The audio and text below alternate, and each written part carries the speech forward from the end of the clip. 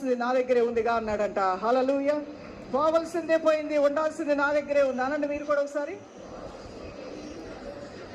పోవలసిందేదో పోయింది, ఉండాల్సింది మాత్రం నా దగ్గరే ఉంది. ఆశ్చర్యపోయాడంటే, ఏముంది నీ దగ్గర? ఇదిగో ఈ 4 రాళ్ళు, ఈ కొండ నీ దగ్గర ఉందా అని ఎగతాళి చేస్తుంటే, అది కాదు, నా దగ్గర ఉన్నటువంటిది ఇదిగో ఈ జీవ గ్రంథము నా దగ్గరే ఉన్నది. ఓసారి ఈ జీవ గ్రంథాన్ని ఎత్తి చూపించండి దైవజనమా, ఈ జీవ గ్రంథాన్ని ఎత్తి చూపించండి. హల్లెలూయా. పోవలసిందే పోయింది, ఉండాల్సింది నా దగ్గరే ఉంది. ఈ జీవ గ్రంథం నీతో ఉంటే నువ్వు పేదవాడివైనా నువ్వు ఐశ్వర్యవంతుడిగా మారుతావు, నువ్వు దిక్కులేని వాడివైనా గొప్పవాడిగా మారుతావు, నువ్వు ఒంటరి వాడివైనా 1000 మందిగా నువ్వు మారుతావు. హల్లెలూయా. ఒంటరి వాడు ఎంతమంది అవుతారంట?